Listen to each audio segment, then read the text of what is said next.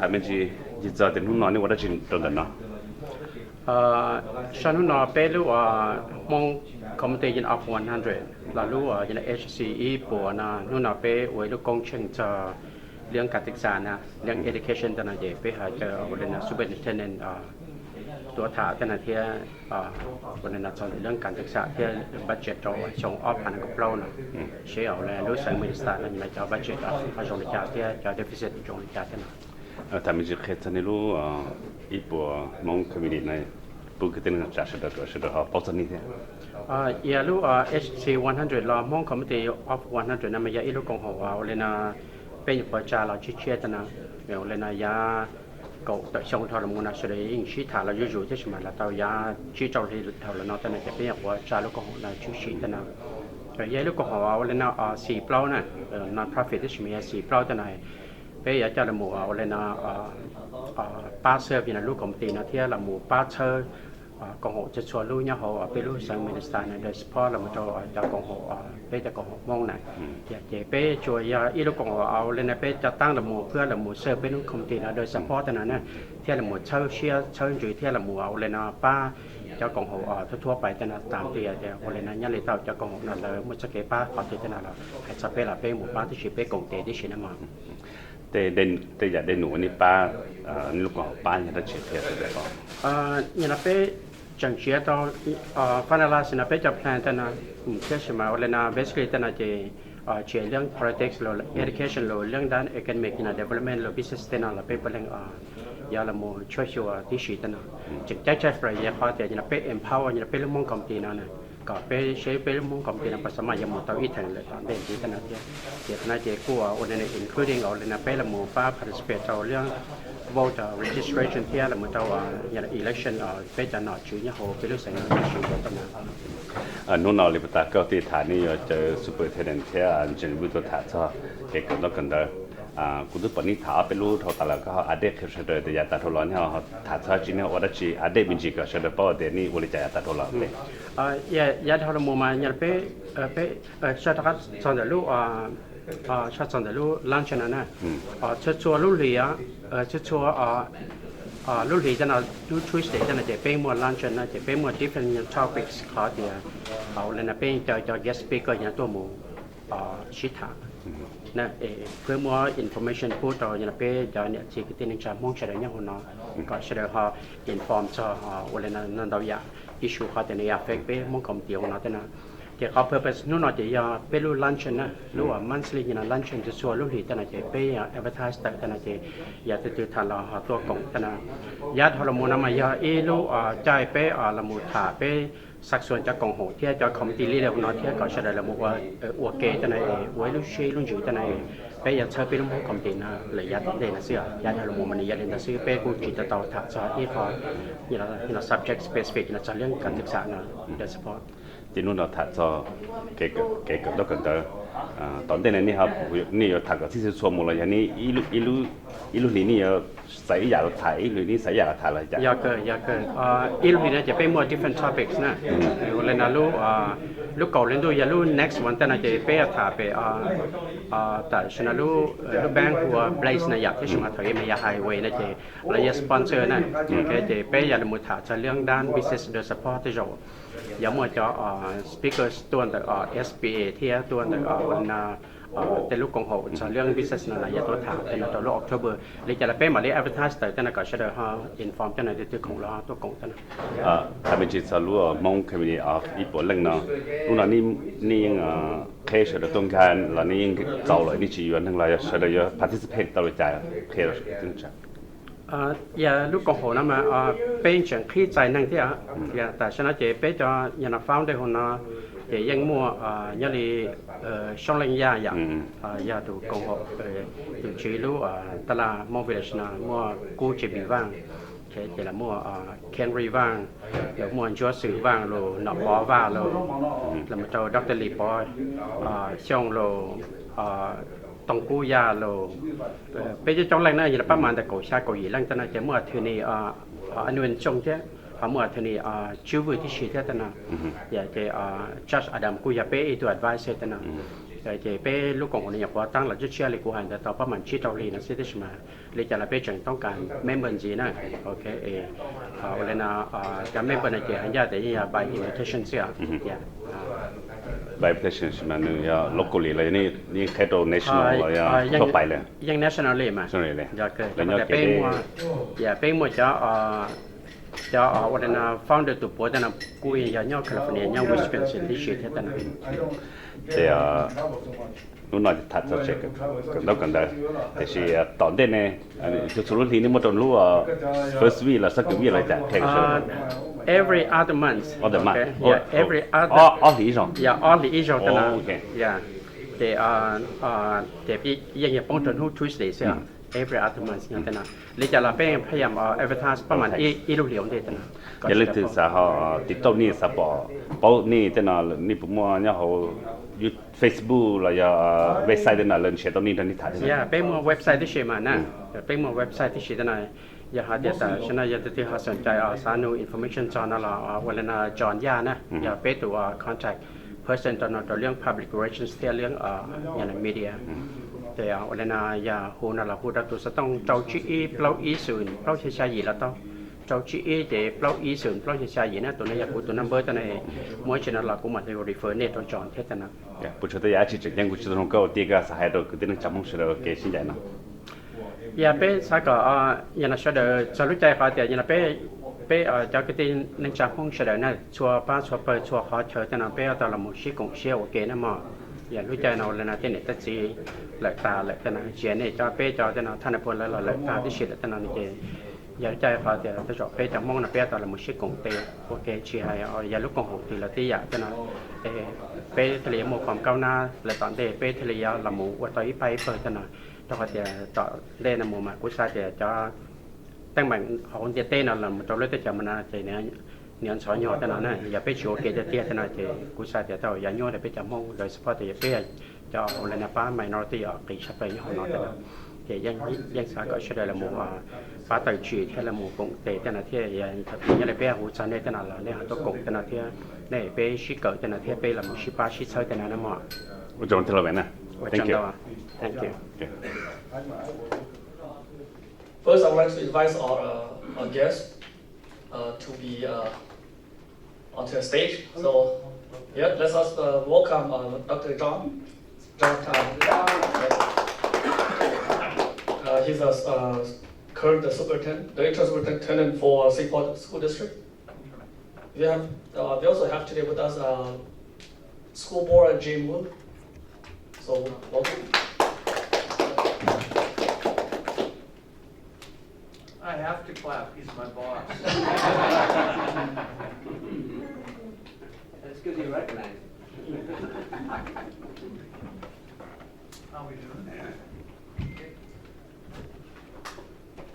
So the purpose of Monday Matron is for engagement, for outreach for our community, and Committee 100 is actually involved reaching out to policyholder, policymaker, and community leader member, try to engage in the effort to address any need or concern of the Hmong community and promote civil participation and leadership within our community. And thank you for your time. So please help me and give a round of applause, for them to be here today.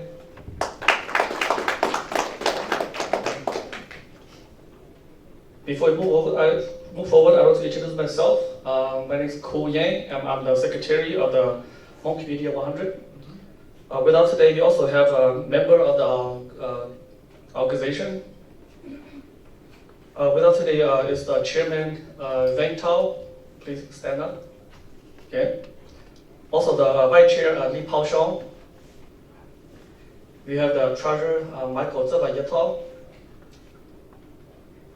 And myself as the secretary. And we also have the founder of the organization. They also here with us today too.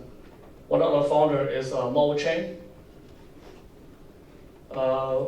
Attorney Wu Chu. And Wang Huovu. And Mr. Zhang Fa. We also have some member with us today too, Tu Fan and Gabao Yang and Zheng Fan. I hope I not miss anyone. Other than that, we also have community leaders that participate with us today too. We have the honor of a former president of the Hmong Action Council, Songshai Li. That's the thing.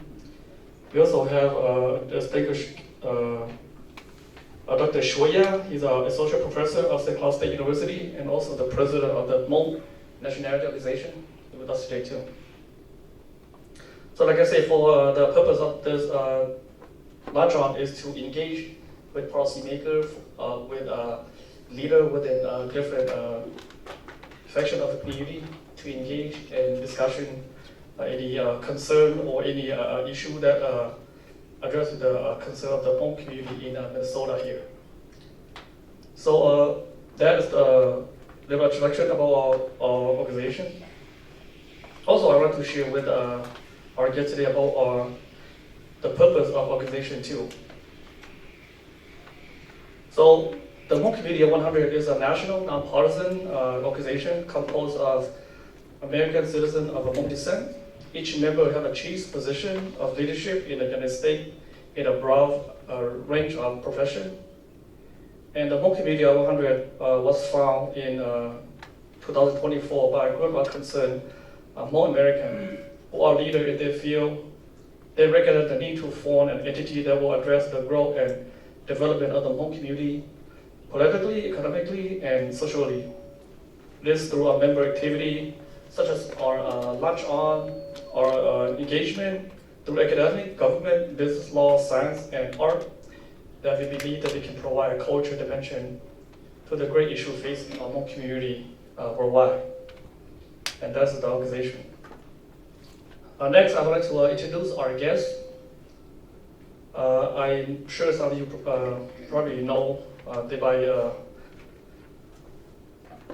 past relationship or any involvement project you have. But here with us today, we have School Board Jen Wu. Jen was selected to serve on the board as an intern member in July 2020 and elected to serve in special election on November 3rd, 2020. He was then re-elected to serve in November 2021. He and his wife, Saital, and their 4 children live on the east side of St. Paul.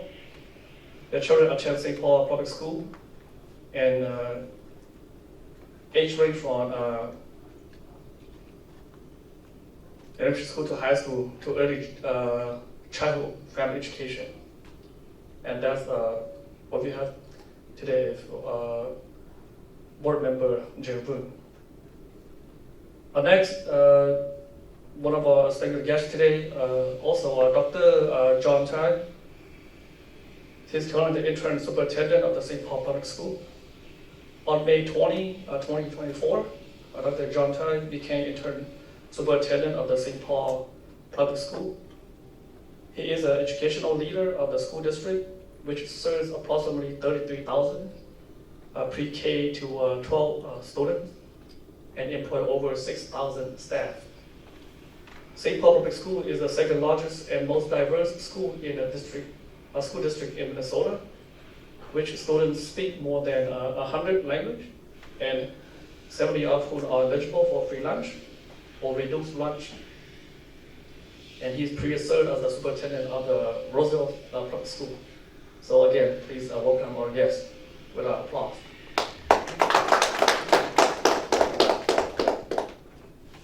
Next on agenda, I would like to give the time for our guests to make a remark, and then after that, we'll go to the Q&A session.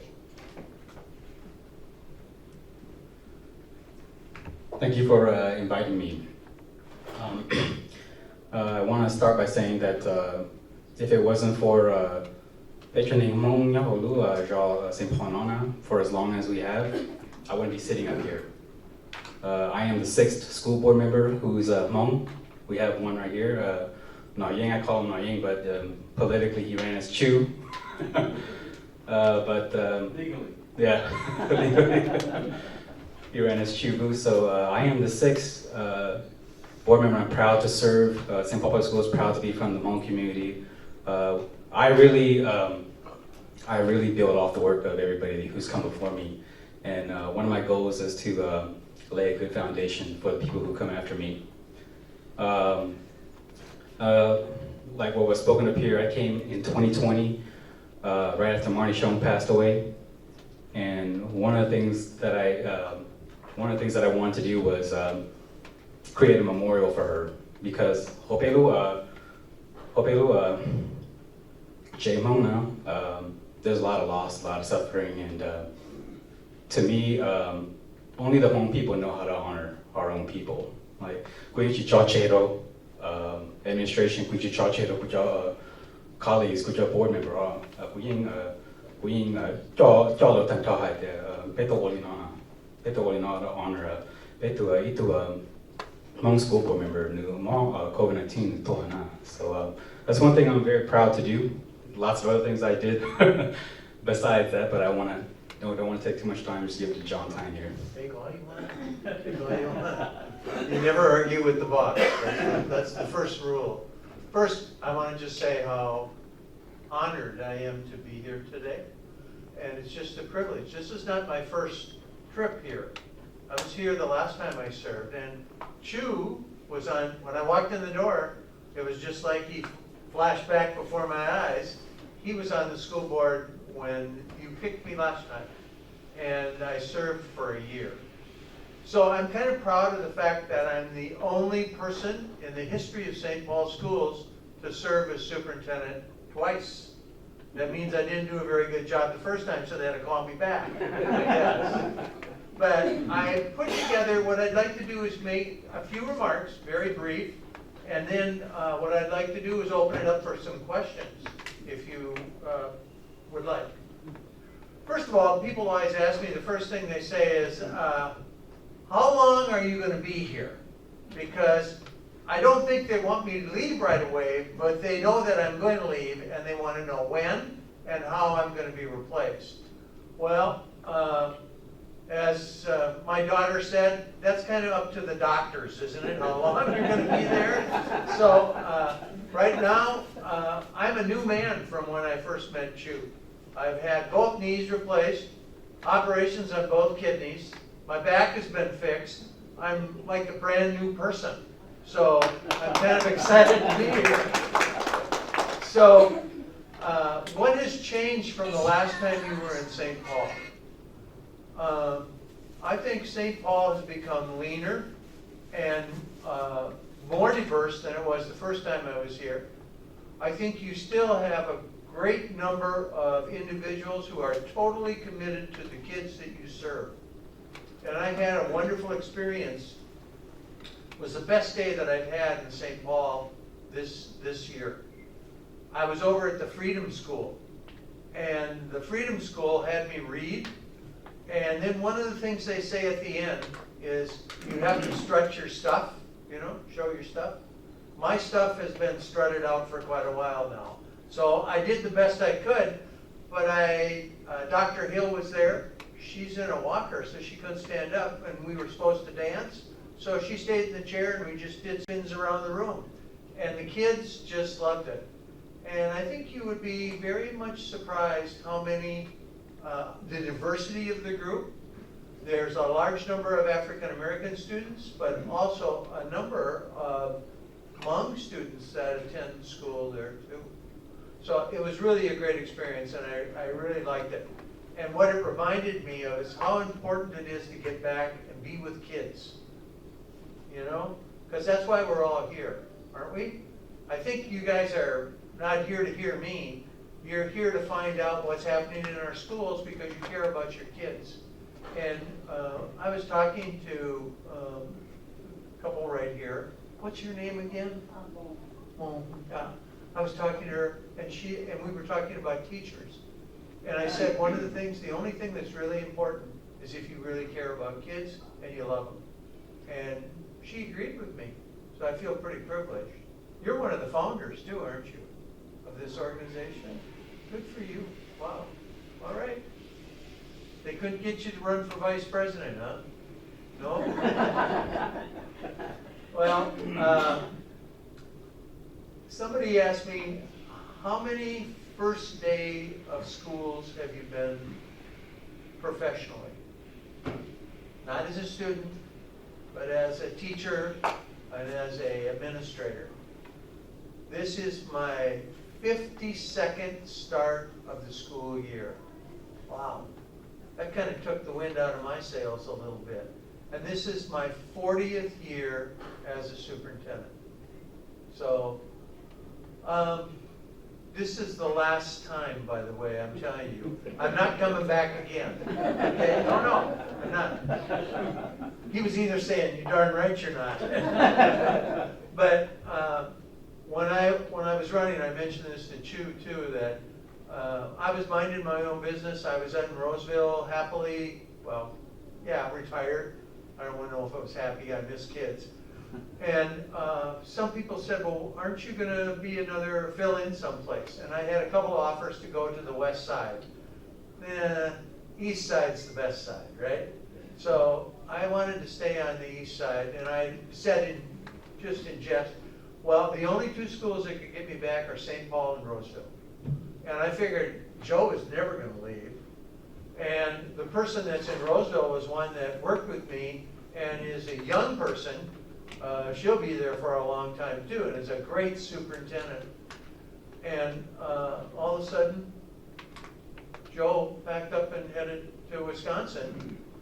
And the board, I always feel very fortunate that the board called and said, would you care to talk to us about it? And I had a really nice conversation with him. And one of the things that I really like is St. Paul. I like the community. I like the people. I feel at home here. I don't feel out of place. And the other thing that makes me feel pretty good is that it's a chance for me to tell people across the state of Minnesota. Sometimes people read the paper and they read one thing and they judge a community by that one incident. Could be an incident in school, could be on a street downtown, and they don't realize that that's the exception to the rule. St. Paul Schools is filled with wonderful educators who work very hard and care about your kids. You care the most about your kids, but they're right behind you. They really do love your children, and they give them their time and attention. So I'm looking forward to doing that. And what do you want to do this year? I want to visit all the schools I can, because when you need a jump in your life and feel like you're getting a little wore down, there are two places I like to go. One is preschool, kindergarten, because if you spend any time in a preschool, kindergarten, you're going to love it, and it's great. The other is senior program. Go to see senior citizen programs. Oh, I fit right in. So it's really nice, and it's very enjoyable. So I know that you, as a community, have some questions about what's going on with the education, and more direct with the education of Hmong students, your community. And again, I'm kind of a new person. We were talking about Assistant Superintendent Bang earlier. And when I was here last time, and Chu knows that, we didn't have any Hmong administrators in the district. And I thought, you know, the majority of our kids, there's 13,000 Hmong children that attend school here. They need to see role models, and we have some. So I stopped over at Jackson and had a chance to visit with Dr. Bang. And Dr. Bang basically said, I can do that job, I want that job, and it'll be the best decision you ever made. And you know what? She was right. And she was the head of student services, and she was the first Hmong administrator. Since then, we've become more diverse. We have more Hmong administrators, but I think we need more. And I think you've got a lot of hidden talent out there that we should take advantage of. You know what I'm saying? And for schools, I know too that you have a dream of, I think, unless I'm wrong, you'll correct me, won't you? Yeah, he will. If you have a dream of having a pre-K 12 site where a Hmong family can enter their child in a school, and it'll go all the way through for the 14 plus years that they're going to be there. It'll be good for their families. It'll be good for their siblings. They can go with their siblings. The curriculum will be fitted to fit the culture. And we're trying to do that right now, but there are 2 sites, and I think what you're interested in is 1 site. And so we're going to work on that. In fact, your board member right here that represents all of the schools, but represents your community for sure, has invited me to attend a committee where we're going to look into how we can get it done, what's in the way, what do we need to do, how can we prepare. And it's my job to get that going, so when the next superintendent comes, that person can hit the ground running and knows what's expected, okay? So, well, that's one of the questions. The other question that I've heard from teachers and families, not just Hmong families, but other families, we've had pretty big budget cuts, a large budget cuts in fact. And the question is, what's that going to mean to my son or daughter when she goes into a classroom? Is she going to have 50 kids in there, or is it going to be a decent sized class where learning can take place? And the other thing is, what about English language learners? Are they going to be cut back? Are those programs going to be reduced? Well, I have good news, and it's not because of me, it's because of the agreement between our teacher group. We have a cap on class sizes. So the class size for our students is going to remain the same. We may have to do some creative things, you know, pair kids a little differently, but the classes will not be any larger because we'd be in violation of the contract. The same is true with the EL learners. And EL is funded differently than regular ed, and they receive extra funding for that too. So that's where we get some support. And I know how important that is to a community to keep their culture and to make sure that it remains. I don't know of any group besides the Hmong, or I think you're probably the most talented at that. You are not immigrants anymore. You are in mainstream society. You own businesses, you're professionals, lawyers, doctors, teachers. You have made this your country, and you are assimilating, not assimilating, I think the country's assimilating to you, okay?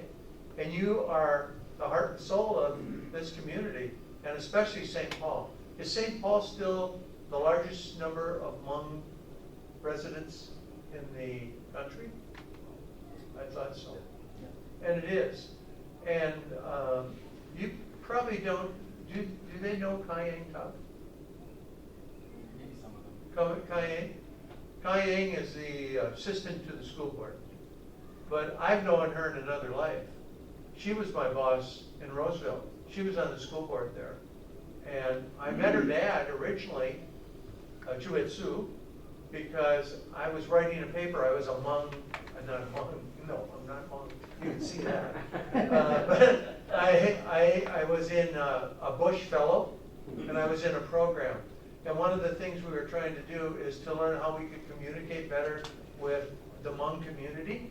So I met Juet Su, and he really helped me and helped me work through a paper and a plan and organize it so we'd have better communication in Roseville Public Schools with our Hmong families.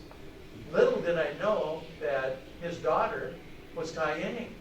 And then when he showed up at the board meeting, I thought, why is he here?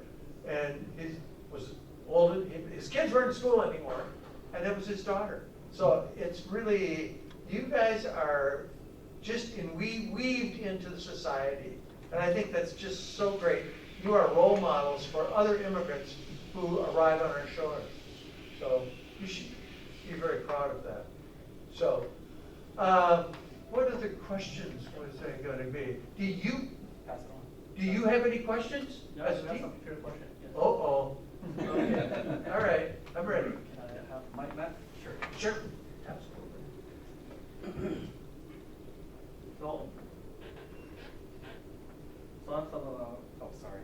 Yeah, I didn't- So, So the question here is, if we're going to the East Side's Early Childhood Center, the district is proposing to eliminate the East Side Early Childhood Center, and how would this impact the Hmong family that live in the East Side of St. Paul? Is that for, that's a question for our board member, isn't it? No, I can start. you started, and I'll go on from there. So the East Side Early Learning Center was actually consisted primarily of home pre-K students that was on track to go to the Tsuki Lower program. That was the pathway school. And one of the reasons why the school itself wasn't originally constructed in that way. It's supposed to be early childhood for all children on the East Side. But because of the demand for home families to go into the Tsuki Lower program, language and culture program, we allocated some classrooms in that building to house pre-K and put them on a pathway there. What we found out during the school year is that a lot of the families didn't want their children to be split up into 2 different buildings, or 3 if you consider Tsuki Upper, which is the middle school, the 6, 7, and 8 middle school. Right. So with their families being split into 3 buildings, a lot of the home families that were sending their school kids there didn't like it. So what we did was we created a work group to figure out how we're going to consolidate those buildings in a fashion that fits well for the home families. What we arrived at was closing the early childhood building altogether and reconfiguring the Tsuki Lower and Upper. Tsuki Lower will now be pre-K through 4th, and Tsuki Upper will now be 5th through 8th. The benefit from this is that the home families that are sending their kids to those schools right now get to keep their kids, their families, siblings together in as little buildings as possible. The negative impact is that it does limit opportunities for home families to get into that language and culture pathway. Is, excuse me, is that because of the limit of the space limitations? Yeah. One thing I've noticed about the Hmong culture is that you're very family orientated, that you want to keep your family together, and it's important for you to make sure that kids can be with older siblings and that it gets to be a community. St. Paul is really going through some growing pains right now a little bit with the changes in the buildings. And so really your board member here represents you very well in that, and he's invited me to be part of the committees, right? And so I'm going to be actively involved in that, as I said earlier, and try to make sure that we have a pathway. There are always some difficult decisions that need to be made, and not always the easiest ones. But right now, that was made before me. But if the board chair, well, former board chair, if our director here supports it, guess what? I'm right on board with him. So I've learned that too. All right. Was there any follow-up questions? I have a follow-up question to that. Is that okay? Good. Yes, so I am a parent. My child was going into Lower Tuchi this year, and I was a part of that committee. And one of my biggest concerns was the limitation of the amount of families going into that program because now it's capped, right?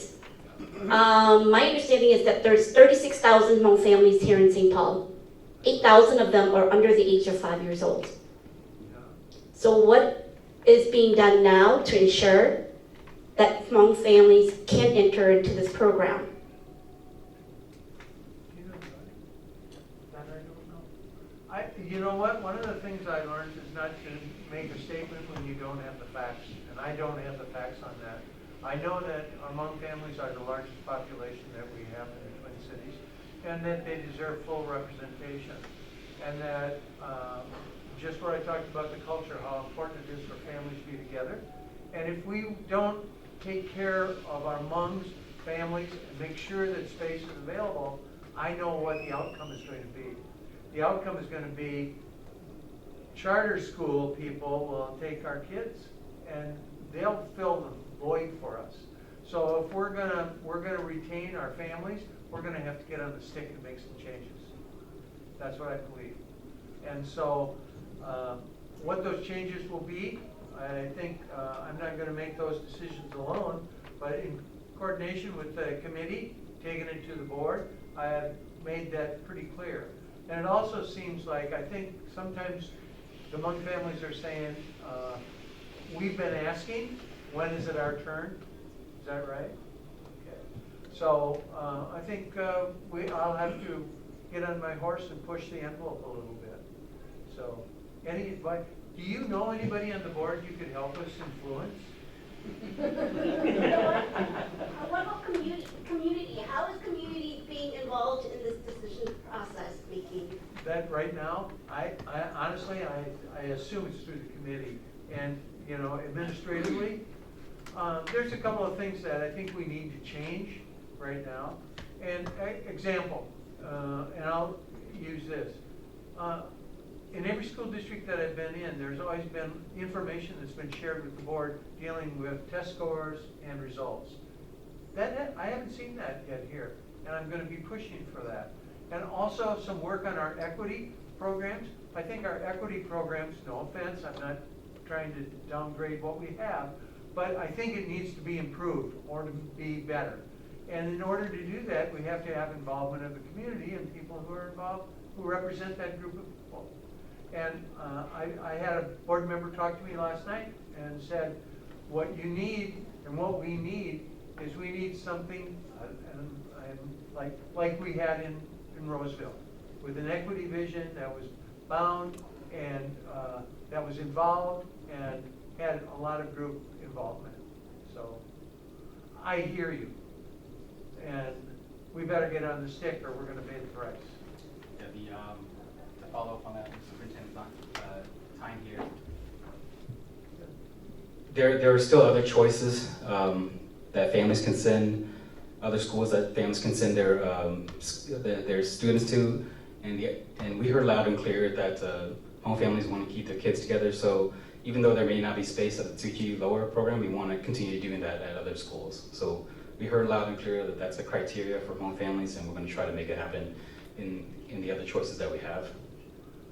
I think one of the other things they did is when we've gone through the building process and remodeling in schools, some of the priorities have been set in advance and the bond sales have taken place, but I don't know if that's set in stone, if you get what I'm trying to say. That could be taken a look at, and maybe we could do something to help. I know that I know there was interested in a one-site school. First of all, we need to find the site. Secondly, we need to locate the money. Third, we need to get on the stick. And like I said, if we don't, I live in Roseville, and on Larpenteur and Dale, they have a beautiful school right there. Go over by the state fairgrounds, there's a beautiful Hmong school there. It is full of kids that should, I believe, should be going to St. Paul Public Schools. So Superintendent Tyne is alluding to the more long-term project of building a K-12 homeschool. When I say long-term, it really is long-term. Because our facilities plan is broken up into 5-year increments, and currently that plan is not on this 5-year increment that we just voted on. But what I envision is that it gets on the next one.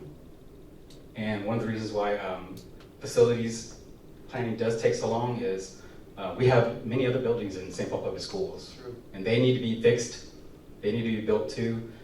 What the superintendent is alluding to is we need to get the plan in place to move it to the front of the line, right? And that's the work that we're doing right now. We're trying to get the plan in place for what that school would look like to sort of move it into our facilities, long-term facilities maintenance plan. Do you know how many buildings we have in the St. Paul Public Schools? You probably do, don't you? That's not fair. You can't do that. 68 different buildings and programs. And Mai Bang is my administrative assistant. And there's something's wrong there. She's in Florida this week and I'm here, so I don't know. But I told her my goal was to visit each of the schools. She said, you must be planning to stay a long time because to hit all those schools is going to be very, very difficult.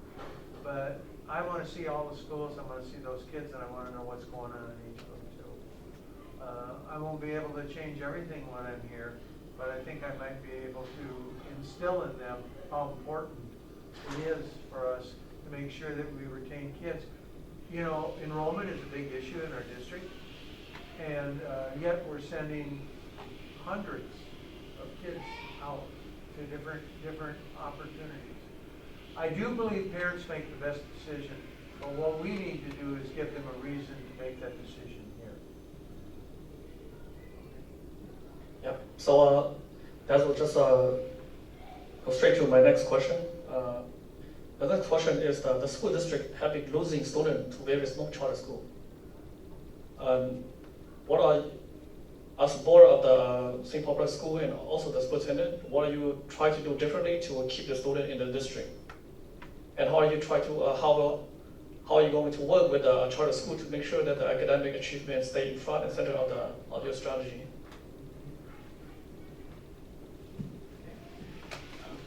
I can lead it off. Go for it.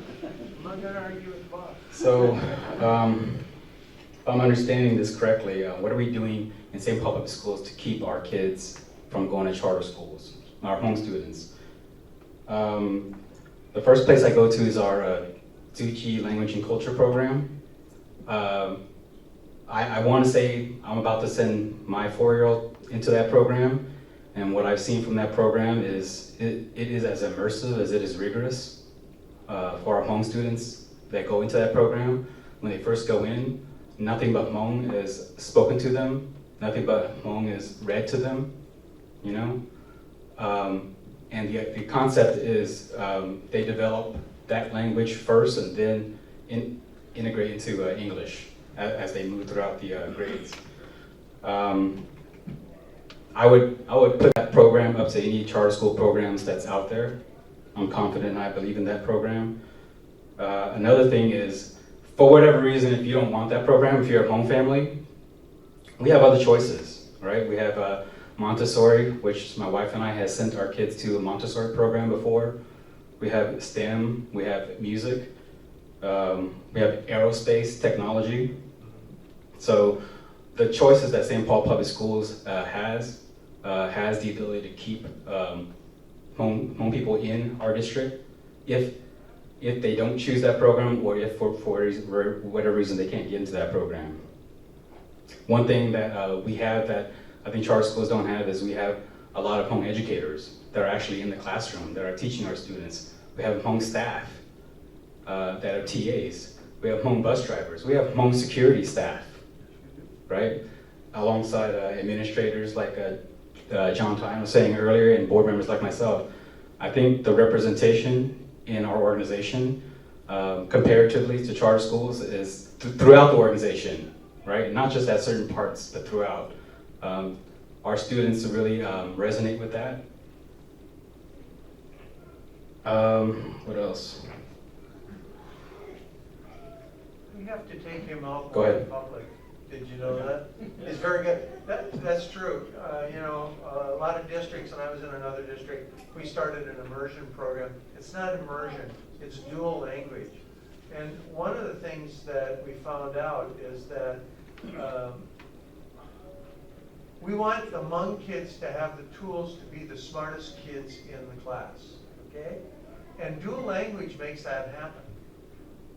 When we put it together in a Spanish class, we had Latino children that came in that had been speaking Spanish all along. And all of a sudden, the majority, the white kids, were coming in and they were not the top students. They were learning from the Latino students. And the dream is, and it's coming true in Roseville, that's a pre-K headed for 12 program. The kids that started when we first were there are now, I think, sophomores in high school.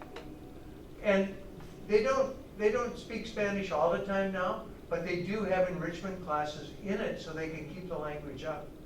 And I would envision something like that for our Hmong community too. That means that you'd have to open it up for other kids besides Hmong kids too, because we can learn from each other. And I think it's really important. When you just immerse the kids in one language and that's all they hear and don't hear it from anybody else, they don't get a chance to use it and to show off their skills. That's just my theory on that. I think you've showed as a community how adaptable you are, how smart you are, how driven you are, and that you get things done.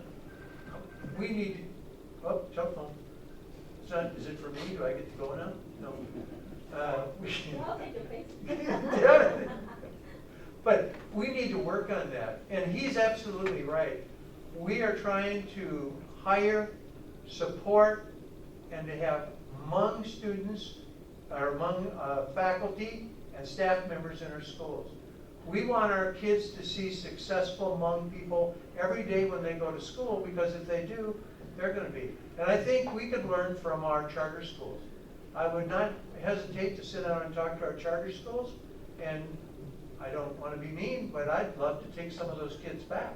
In fact, if I could take them all back, I would do that. We have the space for them. We just need to step up our game, and our game has been a little lax. But we're getting better, and we're getting stronger.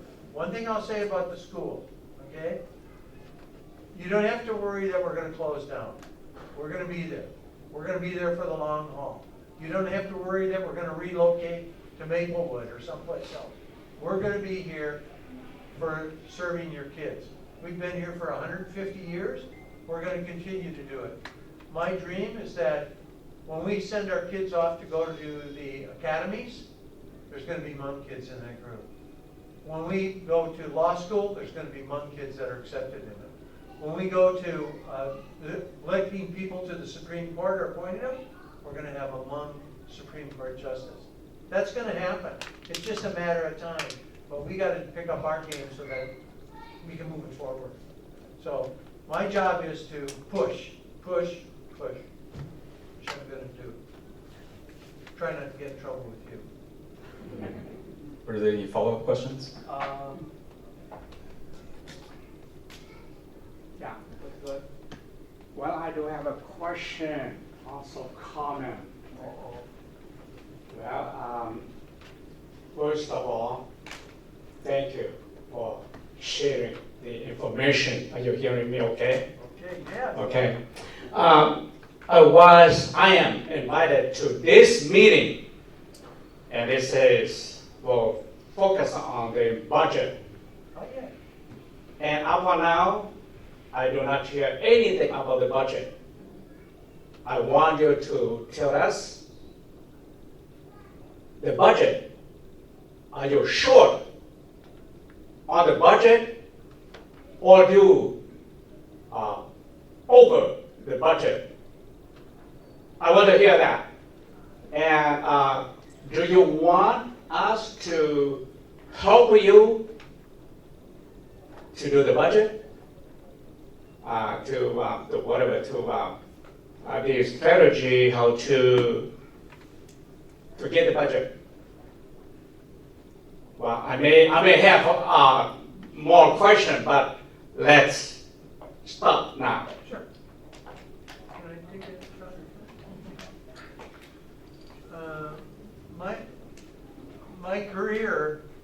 My career has really been focused on finance. That's where my strength happens to be. And that's what I've worked in my entire life. And one of the things that I want to see in our district is that we have a balanced budget. Right now, we're operating in a deficit. It's not a secret. But it was really important for us to make sure that we maintained our staffing so that our kids were going to get the education they should. But that's a very short-term solution that can't continue over the long run. We're going to have to balance the budget. And to do that, there's only two ways you can do it. One, you either have to reduce some things, or you have to grow your revenue. I always believe that a business never prospers by reductions. It prospers by growth when you grow it. And I've talked to a couple of board members already about what's the most important thing in our district? What's a program that we couldn't do without? Okay? And I think about that a little bit, and I think, what do you see in each of, well, in a hand here, in a hand there, in your kids' hands? What do they always have with them? Technology. And I'll tell you, we're going to have to pick up our technology game a little bit. And what I mean by that is, I've been talking to some board members about, we need to take a look at how we can increase our technology budget. Now you say, well, you're going to spend more money? No, not necessarily. What it's going to allow us to do is free up some money to cover our budget and improve our technology. And there's a way you can do it, but you need a little support from the community to do it. So I'm going to push a little bit on that. And what it'll do is it'll help us balance our budget too. And we need to do that. But the main way to balance the budget is bring kids back to St. Paul Public Schools. Think of this. Each kid, each child that walks in the door, they've got about $17,000, $18,000 in their book bag. Any child that doesn't come there, we lose that money. I want to make sure that those kids get that. And the more kids we have, the better we're able to spread that money and to make sure that we have better programs, better staffing. So, yeah, the budget, we need some work on that. And that has started already. That has started already. Right now, in the next month, in September, our board is going to be presented with a plan, a levy certification. You've been through that before. Levy certification probably tells what kind of money we're going to get from the state of Minnesota. Now, we don't know exactly because it's going to be a new year coming up too. And there are some additional programs that are going to be put upon us. But growing kids and increasing technology are the two things that are going to help us financially. I really believe that. Yes? To that point, I'm the co-founder of 2 charter schools. Sorry. Moncats Prep Academy and That's, Community School. yes, they're both Yeah. very excellent. They have brand new buildings. And I work with Dr. Cohen Gaines, Patricia Harvey, Christopherson, and You know what? yes, so I work with all these people. And in the past, we've talked about, how do we make sure that students stay in the school district Yes. by offering Hmong culture, language, and Yep. history, and so on and so forth. And Yes. in fact, the charter school, the magnet school on the east side was the work of Mo. I was the chair of that group, which really pushed Maria Christopherson Young to really move forward and put that magnet school. But I want to address about, you talk about growing students. I try to enroll my students into public schools, Yes. and my kids in public schools. I had to follow up consistently to the enrollment office. And so in the end, I'm just like, I'm sick and tired of just following up. You said you're going to tell me if we're going to get in. Nobody answered me, so I enrolled them in a charter school. And they say, yeah, bring them on. So I have 3 of my children at a Afrocentric charter school on Lexington Avenue, Germany. And so I think that if you talk about overhauling and trying to attract people in, Right. you need to do a better job of training the staff to be much more responsive and to act like you want us. And so I contacted one of the charter school and they said, well, the birthday is off and so we can't enroll them. I said, I don't want to be a year behind, only 10 days behind his birthday, and you want me to wait a whole year. I went to the Afrocentric charter school and they say, bring them on, we will accept them. And so to me, that's receptive, that's sensitive to my needs versus to the institution's needs. So now 3 of my kids are enrolled and I'm not going to drop them out. Because they have a very good program. I want that $50,000 that you put Yeah. in. But that's like having a business. and somebody comes up and says, I'd like to buy 3 things from you. Yeah. And you go, I'm sorry, I can't talk to you right now. Yeah. And you know what that does? You just go someplace else. Yeah, I had to consistently call them and say, where are you with my child's enrollment? I did all the information for you, how come I have to come and follow up with you all the time? Do you want my children? If not, then I'll take it somewhere else, and I did. Well, we're gonna get you back, so you call me, and I'll make sure that somebody calls you back right away. So there's a Okay? couple of things happening here. One question is about, do we need the community in the budget process? The short answer is yes, right? Because our budget process, the way our budget process works is, it's like we're utilizing the previous year's approval, right? We're building for the next year. It's like, we can't do the budget process in the moment, right? We really have to plan long-term for our budget. That's one thing I learned as a board member. Like, I can't react to what's happening right now, right? When I utilize my office to the full extent, it's really about the longer-term planning, right? So one idea that I've been kicking around to different Hmong families and Hmong members of the Hmong community, even some of my colleagues, is doing a needs assessment for the Hmong community, right? And that needs assessment will inform us of what the priorities are for our community. So we can take these priorities and really design a budget process that prioritizes what you tell us is important, right? So as a school board member for all of St. Paul Public Schools, not just for the Hmong community, I'm thinking about doing something along the lines of that for different sectors of our community as well. You know, so that's an example of how you can work with me as a board member, my colleagues, to really influence our budget process. Because it's not about why this person in this program is being cut right now, right? It's about understanding how to plan for the long term and how to build up, the way Superintendent Tyne was talking. Another question that you brought up, Li-Bal, was around our administration and just our work culture and all that stuff, practice. Well, we're looking for a superintendent, and I know you got some questions about that, but I think a lot of that will be addressed throughout that process as well. One more question on follow up on the budget. You know, I know that you're part of the budget process, you're laying off some teachers, some people, teachers and administrators. And my greatest concern is that, you know, with the union system, the first come, last to go. And Yep, I know that one very well. yeah. So your layoff process, you know, are you laying? What is the demographic of those who are being laid off? Because they're the last one to come and they're the first one to go. That's because right. of the union process. So, Yeah, the union process. and how will that impact the student population as you look at demographic? It does, well, you know, the sad part of it is usually they're our youngest and most diverse group. So what you're doing is you're kind of hurting yourself. We say that we want to be more diverse, and we want to hire young career people that are going to be there for the long haul. Then we go through the budget process and we reduce some of those. And the COVID money, you know, we received more money than any school district in the upper Midwest.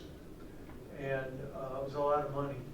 The only problem that I had with it is I wanted the money, but I didn't want to have the timeline that was so short. Because what we had, you either had to spend it within a certain period of time, or you lose it.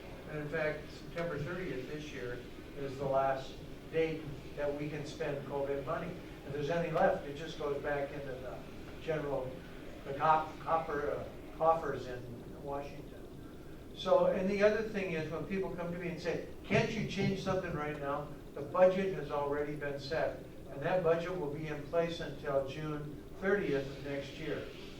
There are minor things that are going to come to the board in January when we update enrollment, and we do a few adjustments to it, but that's going to be a problem.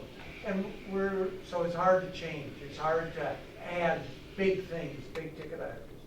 And the other thing is we've got some backlog work that we need to do. The audit hasn't been finished. That's gonna be coming to the board this fall, this winter. And we're gonna start the other one right away from last year. So we're behind. I don't wanna be critical of anybody, but we're behind, and we gotta catch up. So, Li-Bo, those are contractual obligations that we have to fulfill, right? So, if a 10-year teacher, if we have to make cuts, a 10-year teacher is probably gonna 100% of the time keep their job versus someone who's not. The only way that can change is if the 10-year teacher says, you can have my spot. But that rarely happens. So, one of the things I thought about in this process is just developing schools and programs that reflect our community, right? So when we hire people from our community to fill the educational role, over time they become tenured, right? That program is more sustainable for that educator. They stay there longer. They become tenured, and then we can continue to fulfill our contractual obligation, but have the opportunity for that person stay longer and not be so vulnerable to cuts. I've even thought about approaching our union. In fact, I've talked to our union person about, for specialized programs, let's say we have a specialized program, that they'd waive tenure if they could, or they'd allow us to retain somebody. But a union thinks that's sacred. They will not give up tenure. And it takes a lot of planning, and when you hire too, a lot of times when this big pot of money comes due, you hire a lot of people at one time. Well, then when that money's gone, all those people are non-tenured, then they're all gone. So it's very, very painful to go through. And you know, each of those people have kids, families, jobs. I mean, that's how they feed their families. So it's really difficult. Yeah, it's hard to incorporate, I think, to bring diversity into Yeah. the school district when 91% of the teachers are white teachers. Yes, I know. And the student population does not reflect that population. all. And so how do you at shift all. that balance? And I think that's a Well, what union issue. Which is true, is you really start hiring. In Roseville, if you take a look at Roseville, when I started there were 7% of the kids were not, students of color. When I left, it was over 50%. When I left, we always had budget issues, but I always told our board, I'm in the kid business, not in the banking business, okay? I'm not trying to save all the money in the world. So we never laid off a non-tenure or a tenured teacher, ever. We always kept them. And there were sacrifices that we had to make and things that we had to do that weren't probably sometimes popular. But I know that we all stand on the shoulders of our staff. And that includes people in the kitchen, our bus drivers, our TAs, our office staff.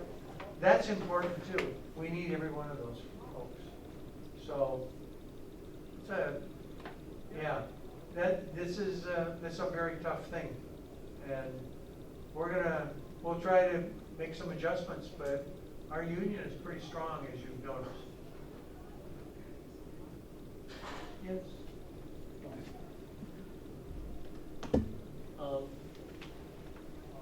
I have like 2 more questions, and then I'll give to the audience.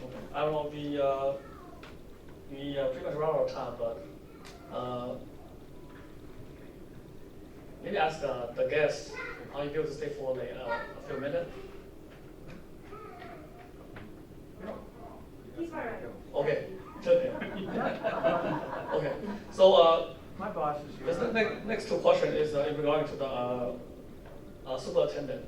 Yes. We know that the district is looking for a new superintendent, Yes. and the community just want to know what's the process and how the community can be part of the process. Yeah. Okay. I think I'll start it, but I know that board director probably has some additional information. So, you want to start first? You could. Okay. First of all, this is going to be the most important decision that the board makes. Okay. They're looking for a super person, is what they're looking for, and they're going through the process right now. They've engaged a search team that's going to do a national search. Okay? So that search team is going to meet with the board tomorrow, and they're going to meet with them individually and also as a group. And they're gonna talk about the timeline, they're gonna talk about the profile, what are we looking for? And they're gonna talk about a number of things, you know, that involve the search, all right? So right now, the timeline looks like it goes until mid-January or a little later. And that's up to the board to say, we need it longer, we need it shorter, whatever. I've reminded board members, in fact, I sent them a memo this weekend that says, remember, this search committee works for you. You don't work for the search committee. So you have to go after what you want, not what they want. And I've also said, don't let them just give you the same 10 people that they gave at the last place they offered individuals. There's going to be a national search, right? And I'm hoping that, and I'm thinking that St. Paul is going to be very attractive. You're going to find a bunch of talented people that are going to come in and interview for that job. And anything I can do to help recruit, retain, encourage, I would be there to do it. St. Paul's a great place. And it's not what it is, it's only going to get better. The best days of St. Paul Public School are ahead of us, not behind us. That's what I believe. So we're going to do the search, and the administrative team's going to be involved too. And we need to be diverse. We need to look like our students. So if you look on our website, we have a superintendent search tab, and it'll describe the last few board actions that we've approved to move forward with the process. As Superintendent Tyne says, we approved a search firm to contract with. They're called BWP. We're in the process of working with them right now to develop a leadership profile by which they will then use to screen out candidates. That's a part of the process that I think the community can be most have the input, is to help us as a school board develop that leadership profile. And since we're just now doing that work, I can't give you too much details about it, but I do anticipate that we will work with our community to give us input into who they think the new superintendent, what qualities and what criteria should they have. If you know somebody too, encourage them to apply. You have people you know, people in the community or outside, could be out of state. You may know somebody in California who'd be a great choice. Encourage them to apply. It doesn't even cost a stamp anymore. You do it online. It's a real good deal. From what I understand preliminary of working with or hearing from the search firm is, once we get down to the last few candidates, whether it's 2 or 3, that's when they will become public. Yeah. So while we're doing the search, the public won't know who that person is. But when they make it to the last stage and they become like a final candidate, that's kind of when it becomes public. And I don't know exactly what the timeline is, but sooner rather than later. Yeah. Will there be a process where the community can provide input Yes. as to the criteria or the, who we're looking for, what we'd like to see with the superintendent? There will be. School is not in session yet. We wait for families and students to come back, and I think we're going to do that process. So there'll be a community engagement Yeah. process. Yeah, the state fair is 15 days away. So, and that means school starts the next day. And so we're going to be very busy. There's a gentleman in the back.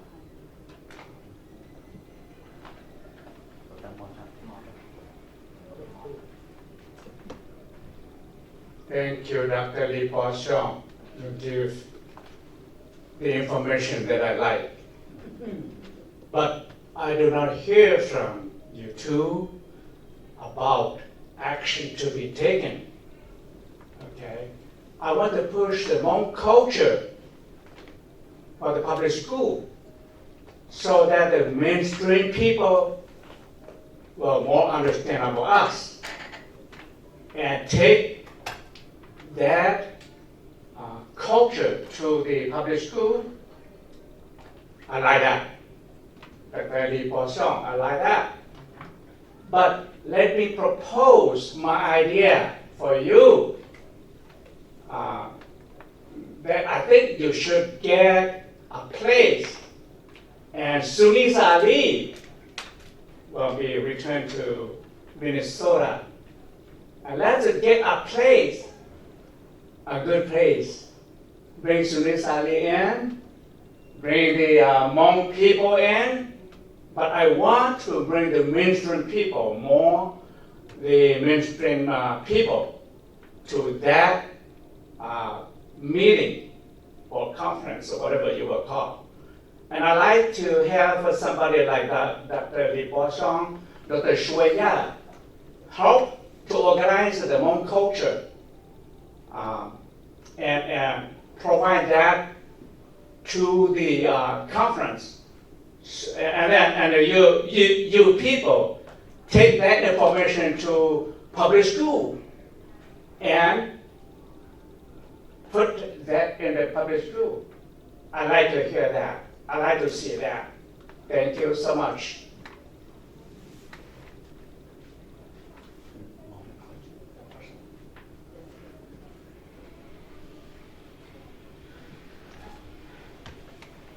No response to that comment, or just go next question?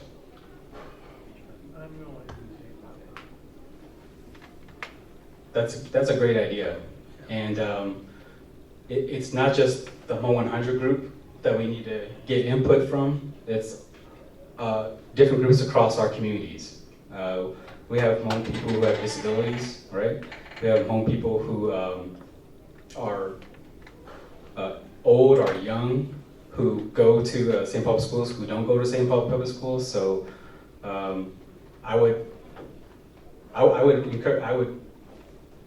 support that. In terms of a board action, any kind of action that comes out of the community, what I ask from the community is make me vote on it. All right, that's what I'm supposed to do. That's what I'm here for. You know, so typically as a board member, this is my approach. I don't like to tell you guys what's best for you. All right, I need to be informed by you. You know, and then I bring that to my colleagues, right? Then I encourage you to be a part of a priorities at our board meetings. Then we vote on it. So I would support the community in that. I would love to be a part of the process, but my job is to turn it into an action, is to get this person to do it. So that's my role in all of this. To that point, I think the next superintendent, we'd like you to advocate for a Hmong superintendent. That's a call, because I think that we've had 4 African American superintendents since the 90s, since I've been involved. One, Chicano Latino. And so I think that it's about time that you test out the Hmong community. We have a lot of qualified people within the school district. And if you say we don't have any qualified people within the school district, it is the fault of the school district for not training and not preparing our community. We've been here for almost 50 years. And don't tell me that you can't find a qualified Hmong candidate to run. We have to serve as superintendent because they're running charter schools. We have about 10 Hmong charter schools in the Twin Cities, and they're running in schools with 2,000 students each. And so I hope you will keep that in your mind as you look at the profiles of your leadership for the next superintendent. I do. I know some of the leaders that you're talking about too. But remember earlier I said, if you know somebody who's out there. Example is, we don't want to exclude charter schools.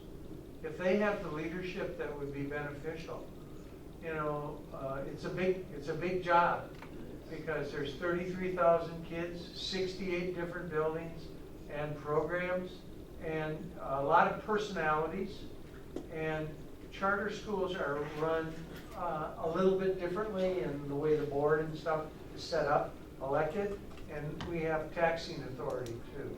So, but I know for a fact, I know right in our district, I know administrators who are qualified to do the job. Thank you for saying So, yeah, I don't have a vote in that but I can recommend. And, but again, when I mention, you know other people, you have contacts, you're at the university level, I see you. And so if you know somebody, and you have an educational program that trains superintendents at St. Cloud, so pick out a good one, send them on down. So I don't have any doubt that we couldn't do it. I think diversity is a great key. I think it can change the leadership can change the direction of a school district. So I think that would be wonderful.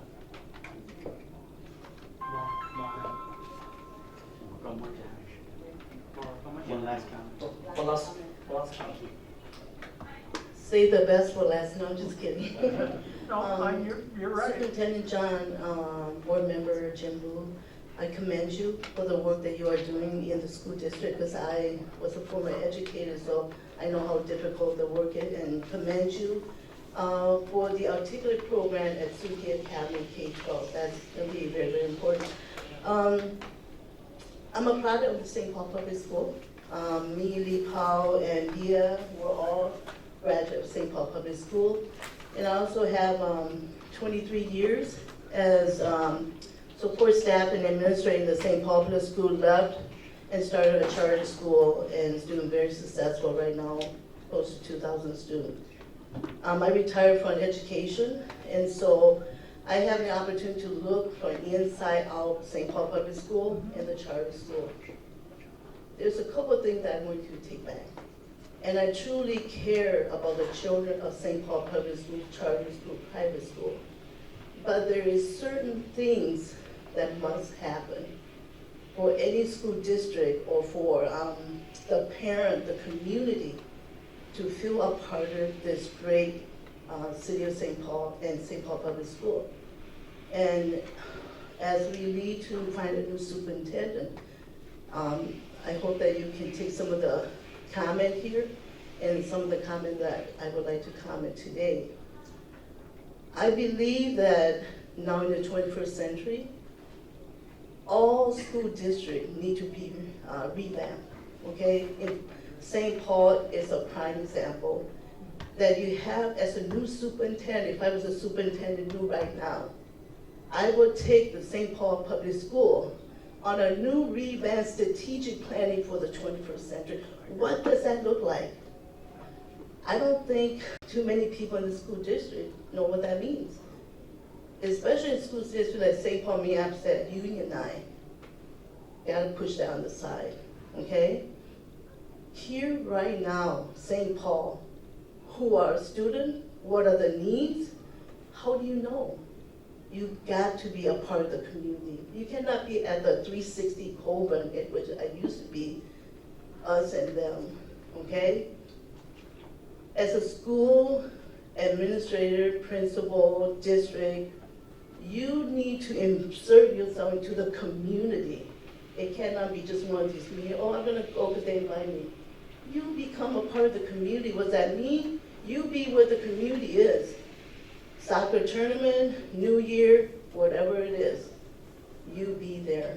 And you know, without the parent coming to you.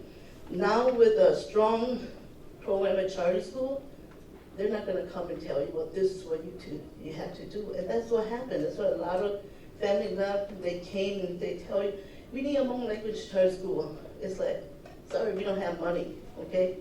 Look at all the money that you lost to the charter school. So I think this is where you're at a cross point right now. I'm interested with the new superintendent, what are they gonna do about it? But you cannot let the principal run the school. And like Lee Powell said, our population is very diverse, but you have a superintendent come in that don't understand what does that mean. You have principals come in and no clue how to work with their community. That time is gone, guys. And Jim, as a board, your board has to have a strategic planning or a retreat.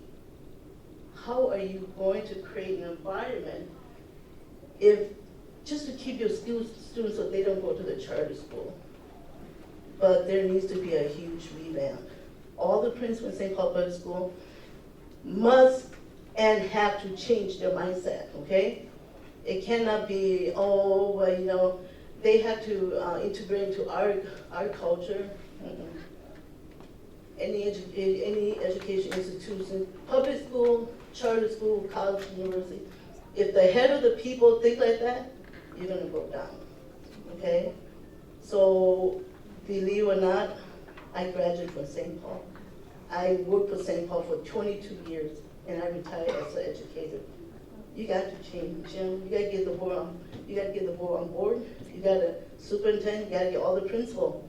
Until the kids will stay and not go to charter school, you have to change. You as a principal. I run the community school excellence. I am the first person that the kids see when they come to the building.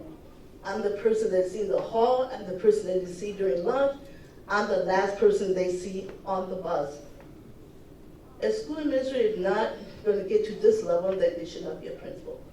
It's about the kids. It's about the community, guys. It's not about me, right? And the kind of school that we create, you guys have to create. Lunch, the kids want their culture food. They want to see their culture throughout the building. They want to see people that look like them, which I'm a principal. That has to change, you guys. Until that change, I appreciate the putting the language and culture program as systemic has to change. And I'm telling you this because I care. I don't want us to go through another 20 years and we're still at the same place, okay? Any school that don't change, any organization or institution that don't change, they're gonna go down. I tell my school when I was at the charter school, the day that you don't service these kids, we're gonna close the door. So it's to your interest to service those kids. Treat them like your own. How do you want these kids to be treated if they were yours? Everybody in this building will greet parent, community, Nyajong, how can I help you? Everybody. That's a part of your performance evaluation. And you should make this requirement as every principal's in the district's responsibility. You get involved with your community, you get to know their needs, you build trust relationship. You're talking about all communities now. Yes, Yes. yeah. So, one of the things that I've always kicked around is the idea that instead of trying to compete with the charter schools, is to be sponsor of the charter school within the district. Oh, you can learn from it. Well, St. Paul used to have 24 charter schools, and I was a liaison to the charter Yeah, school. how'd that work? Yeah. I think there's a lot of tension. So, but I think you're right, you can still learn from the charter school now. And Steve? There are things that they do right, that Yeah. the district should take them. Yeah. Don't see it as a competition. I don't. Yeah. I don't see it. I always figure too that like charter schools that are elementary or middle school, we've got a shot at those kids now. You were part of the community. You use our buildings. You probably play baseball on one of our fields.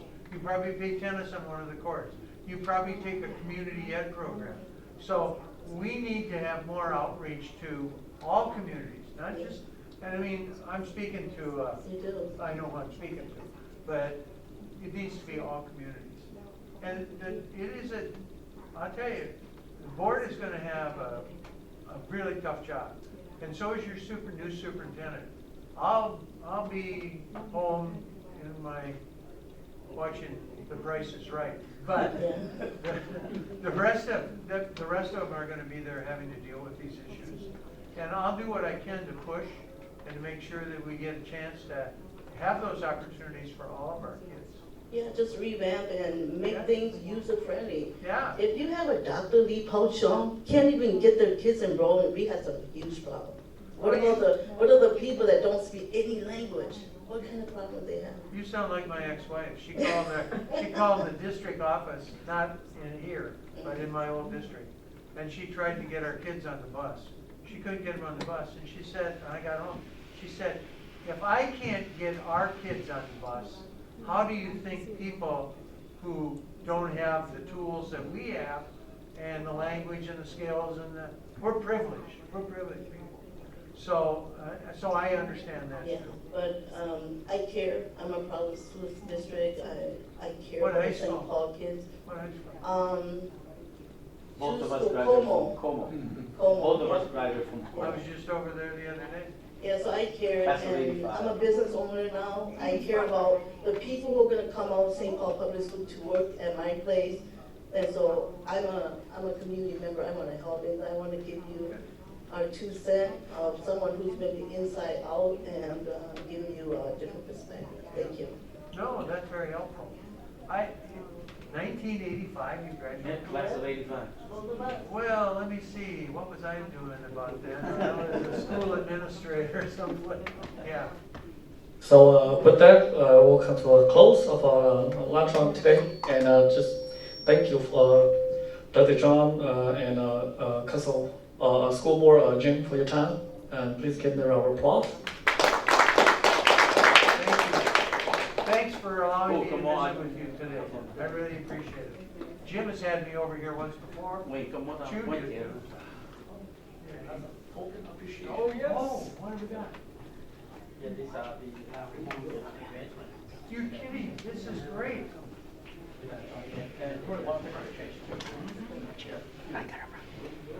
That is. I remember very well when he was president too. I would like to ask the boss to, everyone stand on the stage so we can take a picture together. This is great, thank you. Yeah, you can stay there. We'll just take a Really, picture. really good. It is our tradition to take picture with Oh, all good. the guest speakers. Oh, great. Do I need to stand up or do I No, need you can sit down. You can sit down? Okay. I'll try to look at least responsible.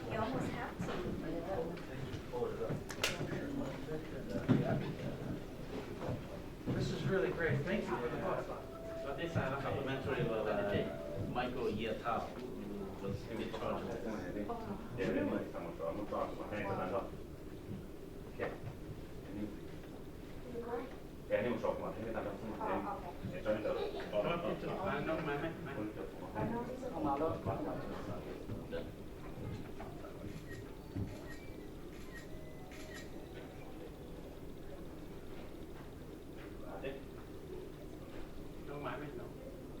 lọt theo anh này lắm lắm á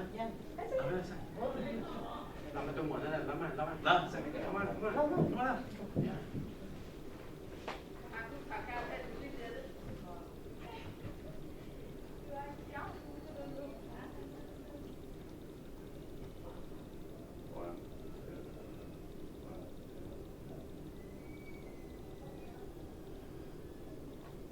He's smiling when he was smart too.